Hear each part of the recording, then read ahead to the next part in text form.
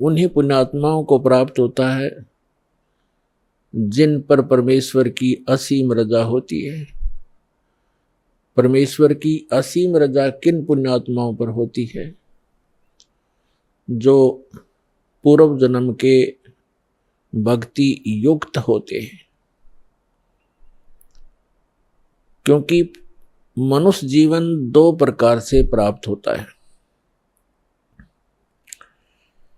एक तो पूर्व जन्म के शुभ संस्कारों के आधार से प्राप्त होता है। दूसरा टर्न वाइज होता है, एक विधान है प्रभु का, परमात्मा का, कि प्रत्येक प्राणी को 84 लाख प्रकार के प्राणियों के जीवन में एक पूरा चक्कर लगा लेने के उपरांत एक मानव शरीर अवश्य प्राप्त होता है। ये परमेश्वर कबीर जी की हम प्राणियों पर एक विशेष रजा है, और जिस कारण से विवश होकर के इस काल ने हमें एक मनुष्य जीवन देना ही पड़ता है। और वो मानव शरीर ही हमारे लिए एक गोल्डन चांस होता है, एक स्वर्ण अवसर होता है शुभ कर्म करने का, दान धर्म करने का और मोक्ष प्राप्त करने का। और मानव शरीर प्राप्त करके भी हम मोक्ष प्राप्ति नहीं करते तो भारी भूल है प्राणी की। उसका कारण क्या है?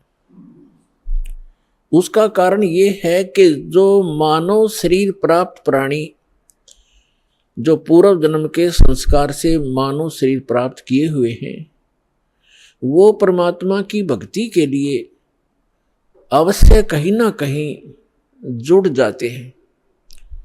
चाहे वो अपनी परंपरागत साधनाएं करें या कोई गुरु बना करके उसके बताए अनुसार भक्ति करें, वो भक्ति के बिना, भगवान के बिना वो रह नहीं सकते। चाहे वो दुख में सुमरन कर रहे हो, चाहे वो सुख में कर रहे हो। और दूसरी प्रकार के जो प्राणी होते हैं, टर्न वाइज, यानी नंबर 84 लाख योनियों में कष्ट उठा करके वो फिर मानव शरीर जो प्राप्त किए हुए होते हैं, वो भक्ति नहीं करते। उनका स्वभाव पशुओं जैसा ही होता है, बकवाद करना, शराब पीना, मांस खाना, झगड़े करना, बेमतलब किसी के साथ खसना, जैसे पशु जा करके दूसरे को बेमतलब टक्कर मार देते हैं, झगड़े बढ़ जाते हैं। तो वो प्राणी उस टाइप के ही झगड़े करवाते हैं। शांति प्रिय घर में भी वो आग लगा देते हैं। तो जो पुण्यात्माएं परमात्मा के लिए लगी हुई हैं और वो साधना गलत कर रहे हैं, श्रीमद् भगवत गीता अध्याय नंबर 16 के श्लोक नंबर 23 और 24 में प्रमाण है कि शास्त्र विधि को त्याग कर जो मनमाना आचरण करते हैं, मनमानी पूजाएं करते हैं, जो शास्त्रों में प्रमाणित नहीं है, वो साधनाएं करते हैं, उनको न तो कोई सुख प्राप्त होता है, न कोई सिद्धि प्राप्त होती है, और न ही उनकी परम गति होती है। अर्थात व्यर्थ, यूजलेस है वो साधनाएं।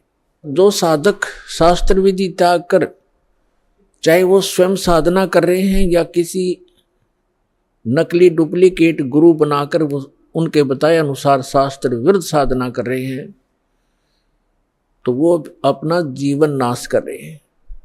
और जो सीधे ही 84 लाख योनियों से निकलकर मनुष्य शरीर प्राप्त करते हैं, वो तो भक्ति करते ही नहीं। उनका तो वैसे ही जीवन नाश हो ही रहा है। तो इसके लिए सत्संग की आवश्यकता पड़ती है। और सत्संग का अर्थ होता है यथार्थ अध्यात्म ज्ञान। और यथार्थ अध्यात्म ज्ञान केवल परमात्मा ही